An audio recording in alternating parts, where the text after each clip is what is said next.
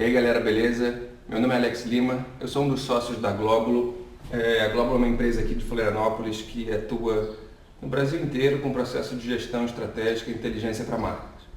Hoje não, na verdade eu recebi um convite para falar aqui sobre o Brand Key.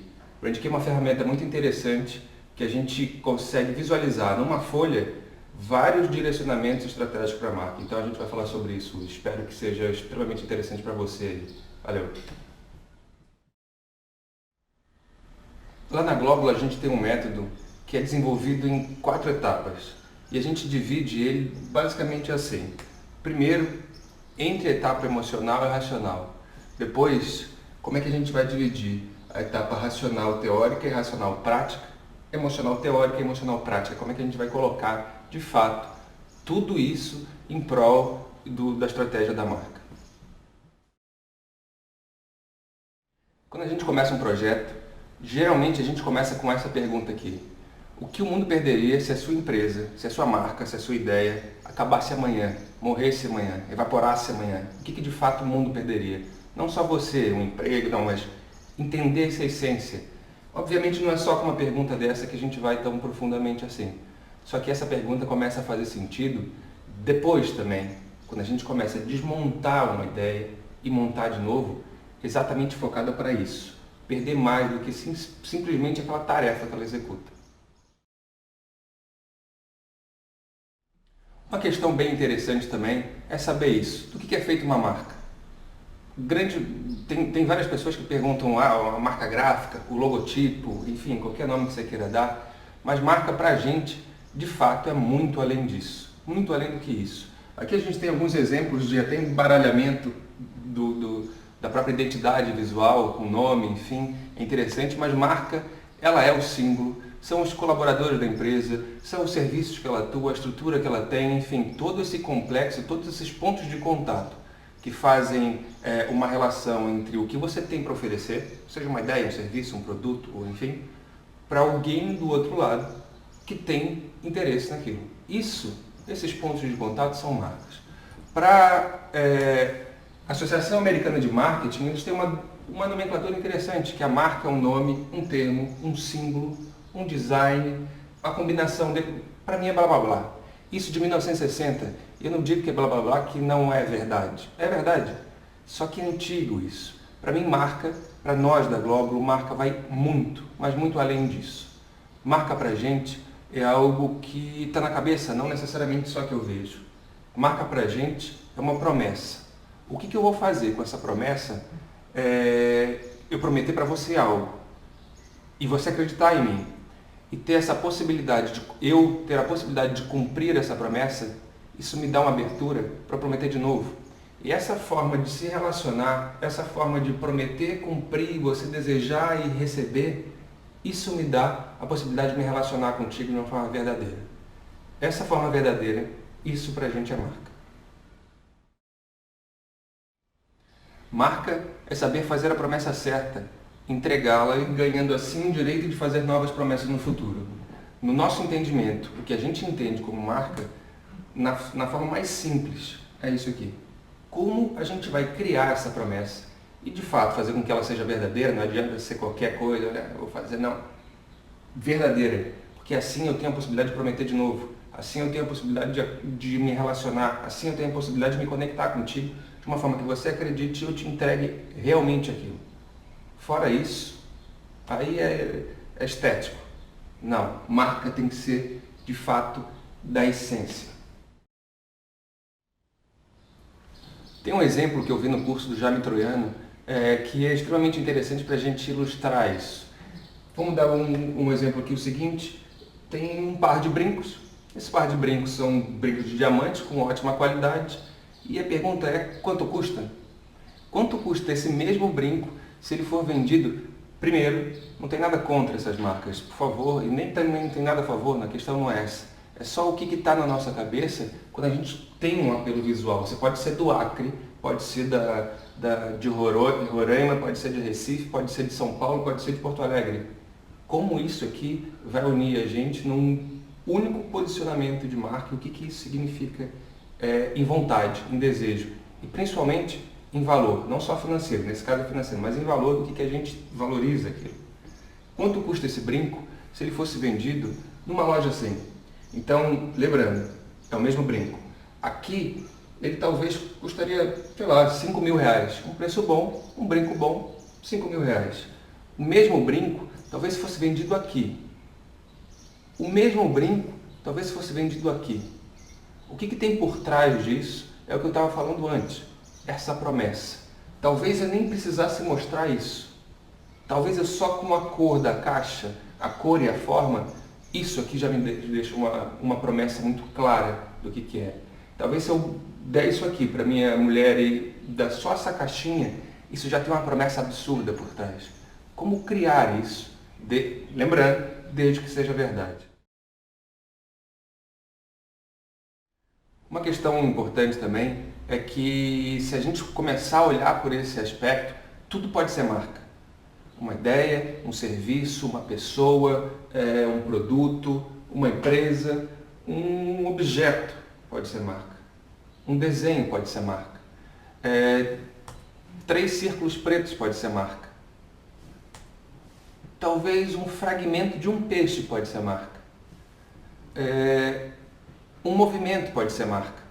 Uma cor pode ser marca. O nada, o espaço em branco, pode conter toda a informação do mundo aqui, mas ser totalmente clean. E ainda assim pode ser marca. E você, inclusive, sabe que a marca que tem aqui, ela é mutável. Ela sofre brincadeiras, inclusive, e tem até um nome. Então tudo, na verdade, pode ser marca. Olhando por esse aspecto, você vai começar a andar na rua e vai perceber o seguinte, cara, é um mundo de rótulos. Tem muita coisa ruim, mas também tem muita coisa boa. Olhar por esse lado que começa a ser interessante. Algo interessante a ser pesquisado também é exatamente esse encontro. O encontro da psicologia com a antropologia. A psicologia é moldada, inclusive, por percepções e desejos. A gente sabe que marca não é 100% igual para todo mundo. Talvez um refrigerante X seja bom, ótimo para uma pessoa, mas para outra pessoa aquilo lá às vezes é crável. Enfim, não quer dizer que tem que agradar todo mundo. Uma coisa interessante também é saber que posicionamento é igual a abrir mão. Eu não posso agradar a todos, mas ao me posicionar, eu abro mão de uma outras coisas, quero ser... Não pode falar foda? Pode. Quero ser foda naquilo. Então, nesse momento, ao me posicionar, de fato eu estou abrindo mão. E nesse caso aqui, é interessante a gente analisar o que é o desejo daquele grupo, quais são os desejos daquelas pessoas, quais são as percepções que se tem ali. E interessante, saber em que meio ela está inserida, saber em que momento ela está inserida, saber quais são os valores culturais onde ela está inserida. Porque mudando esse cenário, mudam também posteriormente, não de uma forma essencial, de uma forma acidental, as percepções que ela tem. Então, saber que marca é um encontro da psicologia com a antropologia faz com que você olhe um pouquinho além, inclusive, na hora de pensar ou desenvolver o projeto de marca. Certamente vocês vão ver o mapa da empatia em alguma outra apresentação aí. Se vocês não tiverem oportunidade, mas enfim, procurem mapa da empatia na internet, vocês já vão ter isso aqui de uma forma bem fácil. Então, como a gente pode fazer? Lógico que não é só preenchendo isso, mas é uma ferramenta extremamente interessante.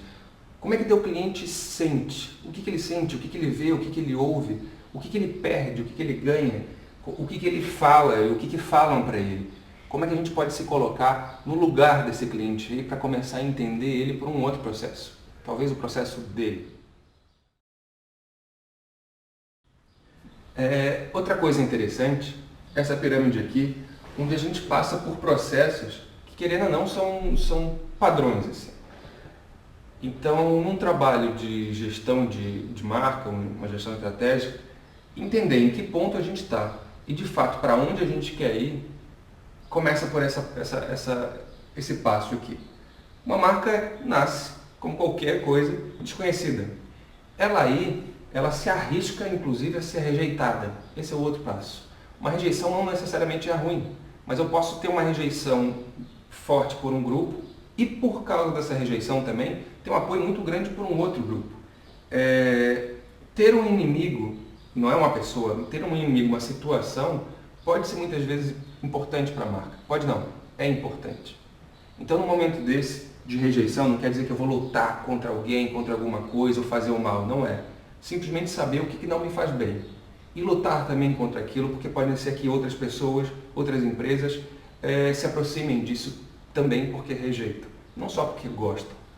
Depois do processo de rejeição, tem a familiaridade. Eu já sei o que é, conheço e eu estou confortável com isso. Talvez eu consuma, talvez eu me relacione. Depois da familiaridade, tem um processo de preferência. Eu sei o que é, gosto, e dentre essas possibilidades aqui, essa que eu quero. Então já é um nível bem acima, até passar no topo, que é a idealização. A gente, provavelmente você já pensou em alguma marca que é... Não, cara, não tem outra coisa. Não tem nem clientes, tem embaixadores de marca. Pessoas que de fato defendem isso aqui, que fazem fila para esperar um produto, para ver um filme, para se relacionar de alguma forma com essa marca. Então, provavelmente todas as marcas sonham em passar, em galgar essa pirâmide. Saber em que momento ela está, até para ver se é possível verdadeiramente ela chegar aqui, é um processo essencial para a gente começar um projeto de gestão de marca. Um outro assunto extremamente interessante é sobre propósito de marca. Muito se tem falado sobre isso no momento, e isso é um assunto que está bem em ebulição, assim, até a palavra propósito está sendo usada bastante, o que é extremamente interessante, mas, enfim, o que de fato é propósito? Pelo menos de fato para a gente, não quer dizer que é uma verdade absoluta. Nessa questão, propósito é o processo de identificação, e não de criação de propósito, mas de identificação de propósito, é extremamente denso, extremamente complicado de entender, enfim, principalmente em organizações grandes. E é bom frisar de novo, não é criação, mas identificar, porque se trata de um processo de imersão naquela cultura da empresa, aquele cenário onde ela está. E muitas coisas, mais do que falar que na verdade ela tem que ser. E aí entra também a parte do processo teórico emocional, que a gente identificar isso. Mais do que fazer diferente, é o que de fato faz a diferença. O que de fato faz com que eu acorde de manhã para, cara, sangue no olho, entendeu? Tem algo além simplesmente do dinheiro, tem algo além simplesmente da tarefa em si, tem algo além simplesmente do que eu vou executar. Tem algo que talvez me una com o cara do café, com o dono da empresa, com o motorista, com o cliente. O que está ali? O que a gente está fazendo? Entender isso também passa por um processo de diferenciação, cara. Então, quando a gente começa a descobrir isso, fica muito mais fácil, não só de fazer sentido, como se fazer sentir. E aí eu volto àquela questão da promessa.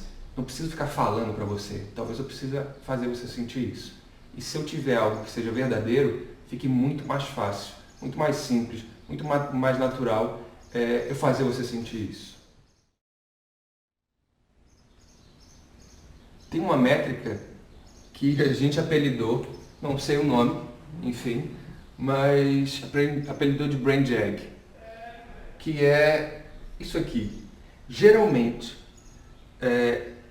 90% das empresas que a gente trabalha, começa a trabalhar, enfim, eles têm a preocupação de ações táticas, é claro. Vou fazer um folder, vou fazer uma campanha de Natal, vou fazer uma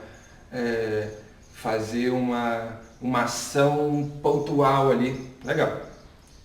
Geralmente isso não está atachado com uma estratégia maior a longo prazo. Se está, ótimo, maravilha. Mas vamos botar que 90% estão nesses dois níveis aqui. Quando muito, essa estratégia está alinhada com os valores reais, não aqueles que ficam na parede bonitinho para todo mundo ver, não, os valores reais da empresa. Quando muito ainda, eles estão atrelados, os valores, com a cultura, com o que se vive, com as experiências que se tem lá, com o que se valoriza, com o que se trabalha junto, enfim, qual é a cultura daquela organização. E são infelizmente ainda, mas isso está começando a mudar, são poucas as empresas que estão guiadas por essa parte aqui, pelo propósito.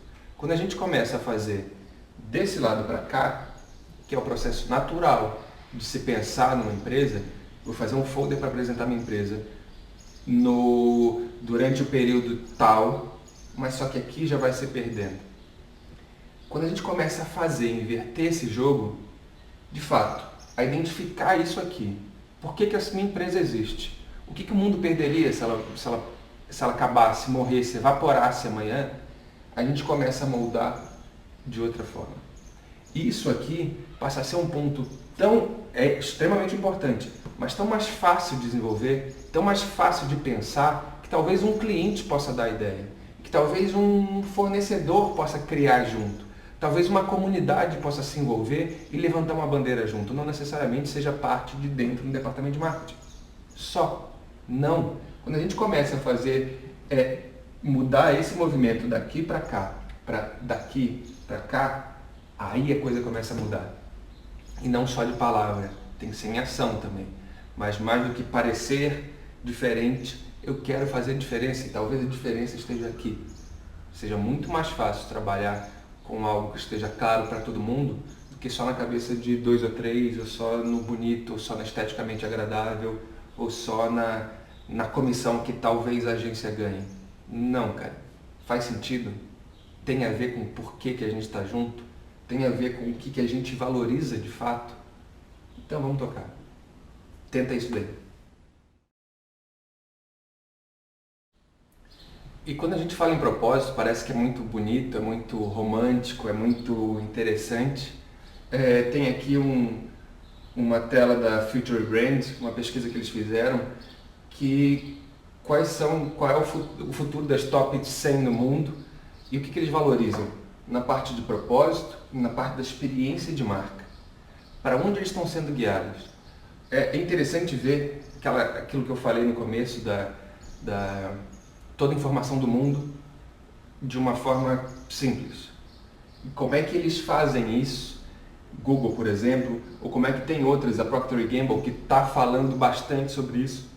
Inclusive, internamente eles parecem, não sei, vamos ver se eles vão interiorizar isso de uma forma clara. Eles mudaram a nomenclatura de departamento de marketing para ter a empresa trabalhar direcionada pelo drive da marca Procter & Gamble ou pelo propósito da marca. São gestores de marca agora, não gerentes de marketing, enfim, não um departamento, não isso. Começa a enraizar pela empresa inteira. Como essas empresas aqui começam a vir para esse caminho, tendo propósito e mais do que só um serviço ou um produto, mas gerando experiência em si. Isso aqui, começar a trabalhar empresas por esse norte, começa a não direcionar mais só sobre o produto, não só sobre o que eu estava oferecendo, não só a tarefa em si, mas o que eu estou gerando de senso comum aqui, que a gente vai se engajar pelo mesmo negócio e qual que é a minha experiência que eu estou tendo ao fazer isso. Então percebam como é que as marcas estão mudando nessa forma de se relacionar. Então, novamente, a importância da promessa certa. A importância de fazer a coisa que realmente vocês estão ali para fazer, não só mais a porta azul que te dá o telefonema sem limites, mas quando você chega lá não dá para usar. Cara, muito legal, muito bacana, mas passa a ser só propaganda, cara. Não, como é que eu vou fazer a tua experiência vinculada com o meu propósito, ou melhor, o nosso propósito, fazer sentido. E quando isso começar a fazer sentido, não tem barreira. Fica muito mais fácil da gente conversar. Um exemplo disso, depois vocês peguem na internet e vejam esse site que interessante aqui, chamado Brand Karma. O Brand Karma, ele analisa, não chegou ainda no Brasil, mas ele analisa como é que as empresas se relacionam com o mundo, com o universo. Na verdade, ele não analisa nada, quem analisa é você, eu. A gente dá um hate aqui sobre o produto que é. Cara, o produto é bom, o produto é ruim, então vamos botar isso. Como é que eles tratam os colaboradores dele e o entorno, os produtores, enfim. É bom? É ruim? Como é que é o produto? O que o produto faz? O que a empresa faz para o planeta? Se ela está poluindo, se ela não está? Enfim, Isso, a mistura dessas simples três questões aqui, dá uma numeração para o karma da marca. Quer dizer, até uma coisa meio espiritual, né? Mas eu aposto, dá uma fuçada lá depois, que é extremamente interessante ver empresas de petróleo ou empresas de tênis, refrigerante, enfim, como é que o valor da marca pode ter um outro olhar também. Não só o valor financeiro dela, mas isso aqui vai impactar daqui a pouco, quando um movimento desse cresce, obviamente impacta no valor financeiro da marca. Eu como acionista, por exemplo, se eu fosse ver isso aqui e ver que uma marca é extremamente mal rateada ou falando extremamente mal sobre a forma de se relacionar dela, talvez eu pensasse duas vezes antes de investir. Ou marcas que são muito bem rateadas aqui, talvez me dê até a curiosidade de me relacionar com elas. Então, não é mais uma empresa fazendo. São as pessoas falando o seguinte, cara, isso aqui talvez não me seja mais interessante. Ou para o meu planeta não é interessante. Ou eu não compartilhe com a forma que eles desenvolvem um produto com um trabalho escravo. Enfim. Alguns exemplos, inclusive, de o que já está acontecendo, enfim, de campanhas agora. É a parte tática ali saindo, como o propósito passa a ser também valor de negócio. Eu não quero algo que seja só bonito ou só espiritual. Não, ele tem que ser isso e tem que ser real. Mas ele tem que gerar recurso. Nem que esse recurso seja para gerar mais recurso e distribuir, que é o caso da Tons. A Tons é uma empresa, até agora, e até onde eu sei, fantástica, que começou vendendo sapato. Mas cada sapato, toda a estratégia de marketing, todo o direcionamento dela é claro, é um para um. Cada par de sapato, ela dá outro para quem precisa. A tarefa era sapato, mas só que o propósito era um para um.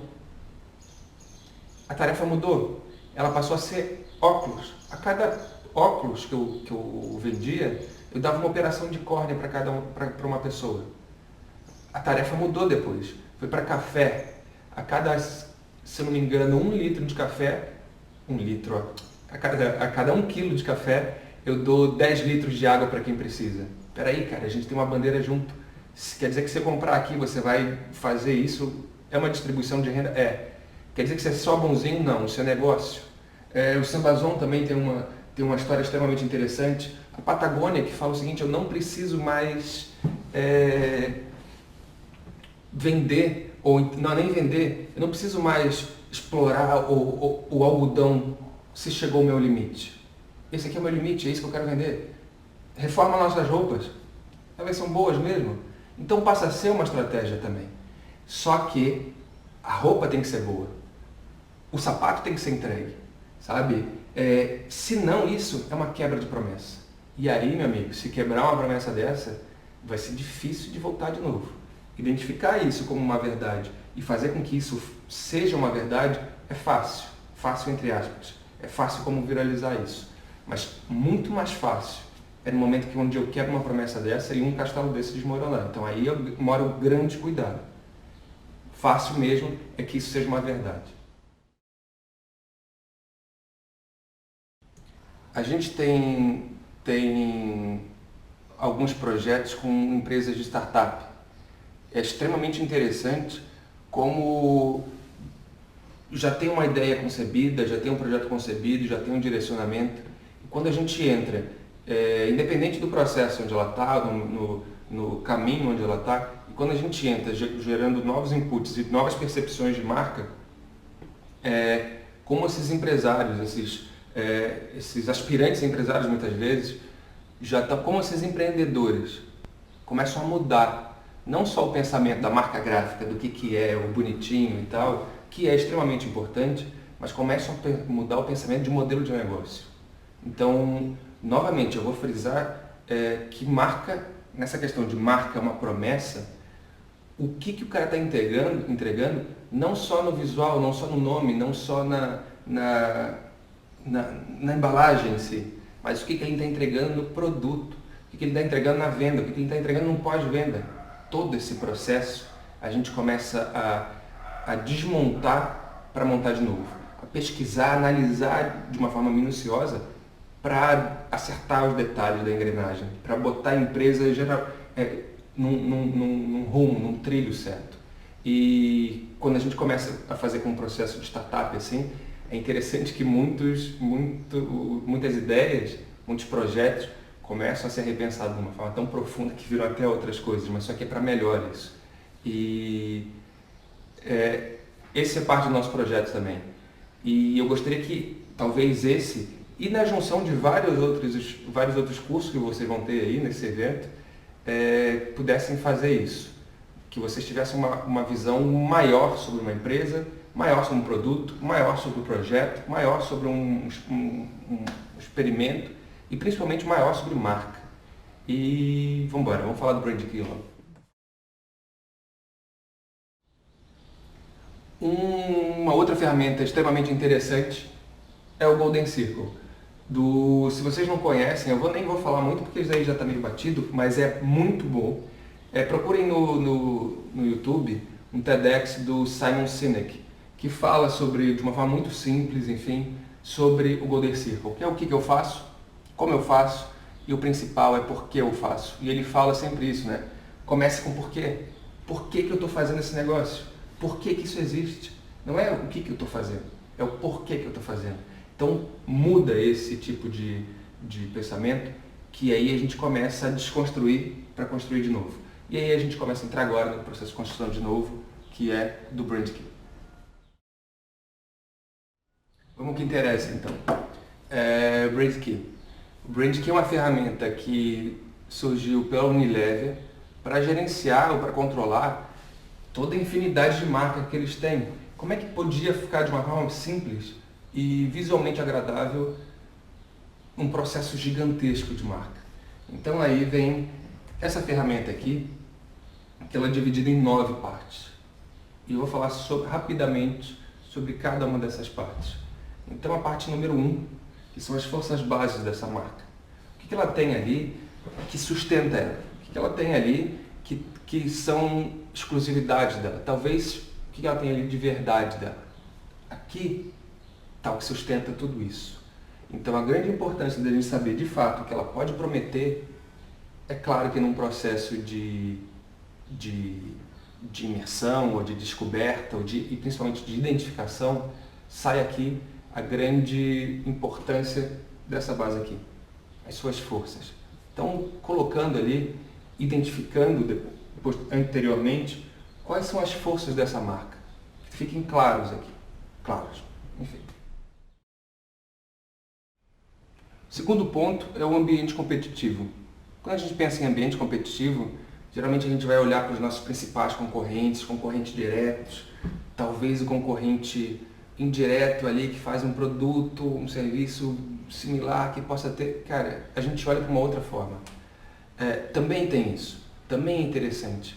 Mas qual é a tua sensação ao consumir o produto? Não só o que ele oferece como tarefa, mas qual é a emoção que eu tenho por trás daquilo? Qual é o que me conecta com aquele tipo de serviço ou produto? Por exemplo, se a minha emoção, se a minha sensação é fome e o meu cliente é uma barra de cereal, talvez um chocolate seja um concorrente indireto. Ou talvez, sei lá, um restaurante seja um concorrente indireto. Mas, na verdade, qual é o meu ambiente? É um ambiente onde se tem fome. Talvez uma cenoura seja, sabe? Talvez olhar para um outro canto ou fazer uma outra coisa, aquela minha sensação de fome pode sumir. Talvez uma água seja. Na verdade, se eu olhar pela sensação que aquela pessoa está olhando ou está sentindo, eu não olho só os concorrentes tradicionalmente que aquela empresa acha que tem. Por exemplo, se eu tenho fome, essa gaveta aqui é um ambiente competitivo. Não é nem só o posicionamento da gôndola que está no supermercado. Não, essa gaveta aqui é um ambiente competitivo. Como é que eu posso fazer com que essa marca onde eu estou construindo, eu estou criando, na verdade, sacie aquela fome ou sacie aquela sensação em qualquer ambiente, independente de onde ele está. Então, pensar na sensação mais do que só na localização, mais do que só na concorrência em si que eu consigo enxergar, por que não expande um pouquinho e pensa no ambiente competitivo com uma sensação que a gente quer nutrir, que a gente quer suprir, que a gente quer resolver, na verdade. E eu falo de fome como uma só, mas talvez o problema seja tempo, talvez o problema seja recurso, talvez o problema seja... Enfim, problemas existem aos montes. Onde é que a tua marca, de fato, mais do que concorrer, pode colaborar e ajudar junto? O terceiro passo já é o público-alvo. Público-alvo é uma expressão que eu gosto muito, ou target, enfim, pessoalmente eu já não sou muito afeto a isso. Mas com quem que a gente está falando? Geralmente a gente pega aquelas pesquisas que é mulher, classe B, moradora da região X, com escolaridade Y. Legal? É importante. Longe de mim falar que isso daí não é importante. É extremamente importante. Só que para mim isso daí ainda é muito vago. Novamente, qual é a sensação que ela está sentindo? Porque se eu pegar uma mulher na faixa etária de 25 a 35 anos, moradora do centro e escolaridade pós-graduada, se eu quisesse vender para ela um iogurte, o que isso me diz?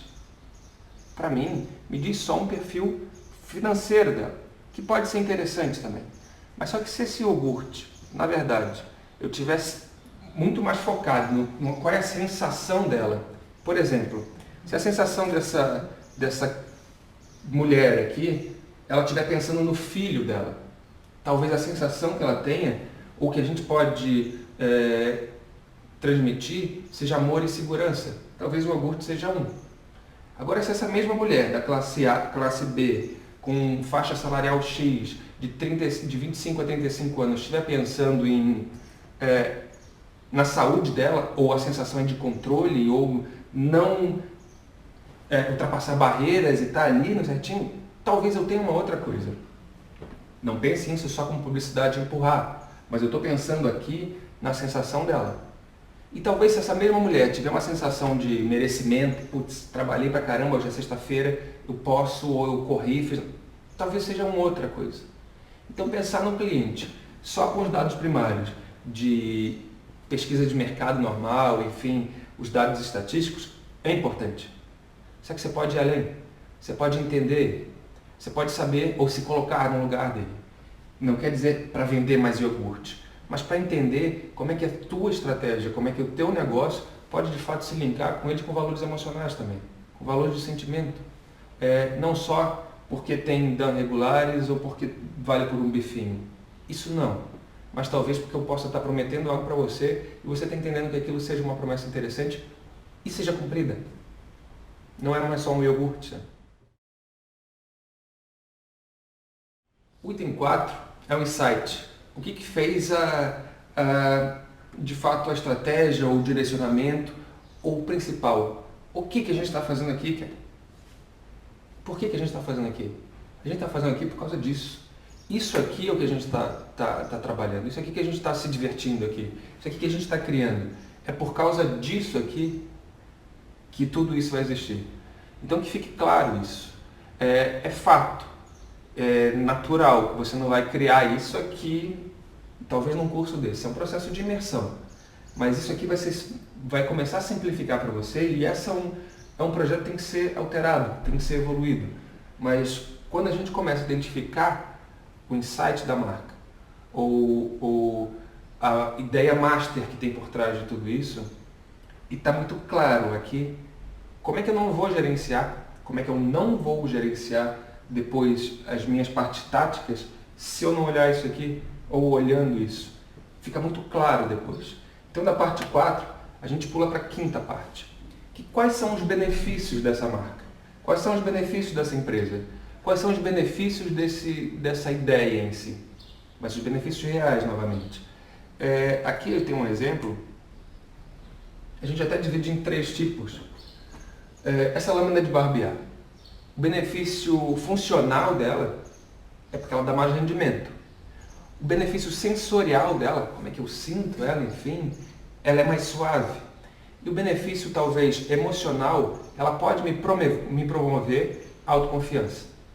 Então, em casos desse, eu não quero só saber o que é que a gasolina é mais barata que o álcool. Talvez possa ter outros benefícios envolvidos ali. Eu não quero só racionalizar um ou outro.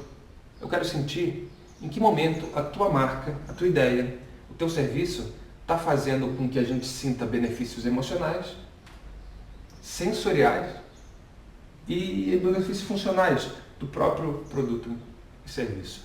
Diferenciar esses e até botar em categorias fica muito mais claro para a gente começar a criar depois a parte tática, a parte estratégica também.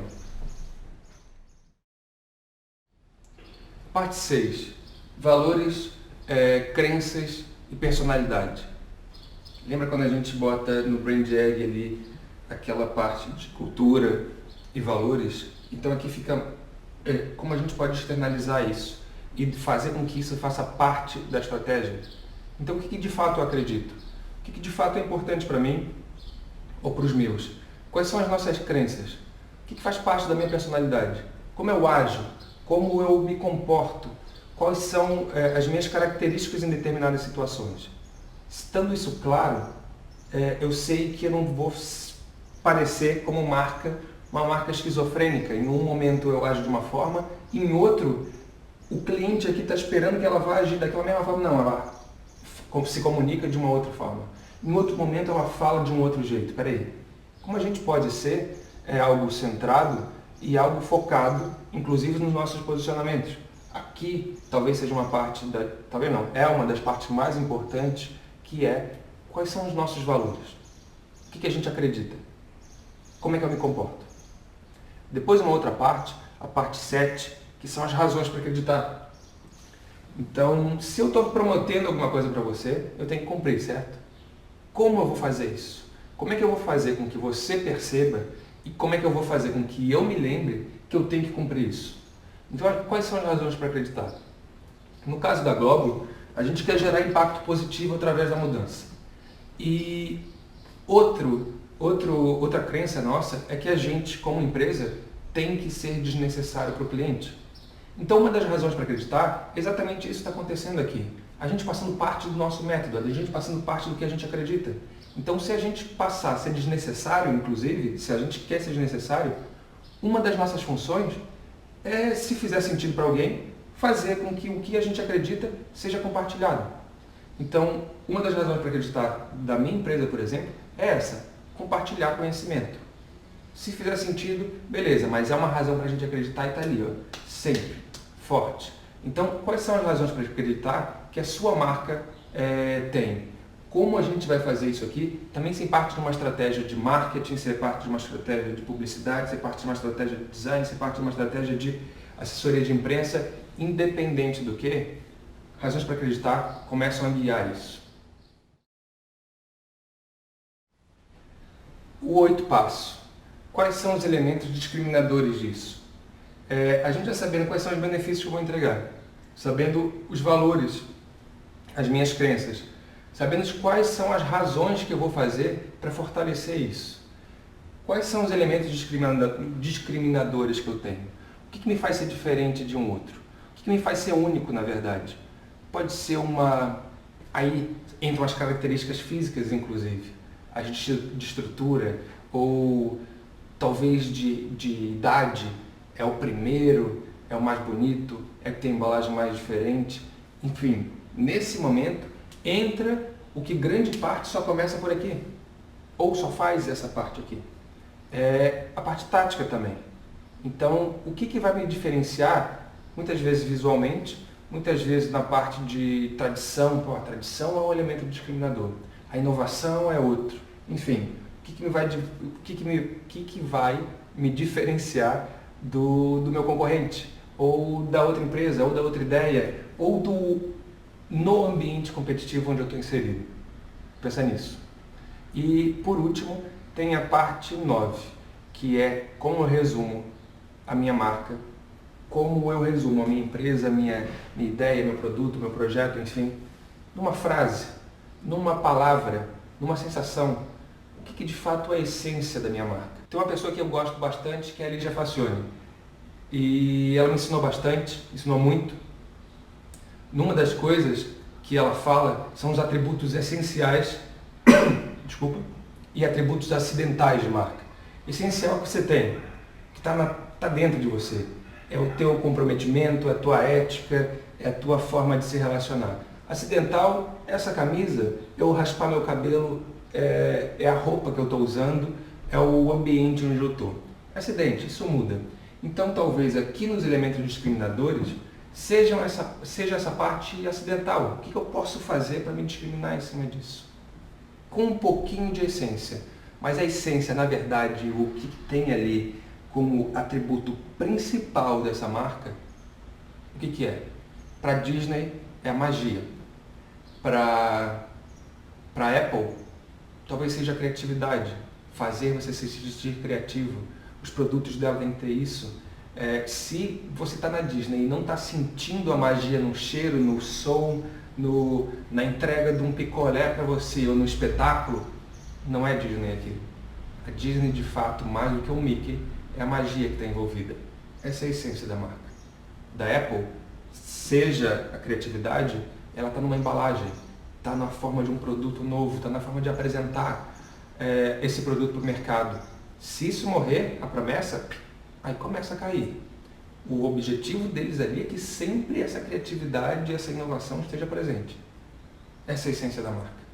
Qual é a essência da tua marca? Então, a gente vendo isso aqui, que cabe num A4, é claro, obviamente, a gente não vai sair escrevendo isso. É um processo de imersão, é um processo real de entendimento. Mas a partir do momento que isso está claro, fica muito claro eu traçar a estratégia, fica muito claro eu desenvolver uma rota, fica muito claro eu externalizar isso, independente de qual é a forma, independente de qual é o formato ou a ferramenta. E o mais interessante é que quando isso começar a fazer sentido para você e você estiver passando isso de uma forma clara, verdadeira, certo que vai começar a fazer sentido para outras pessoas.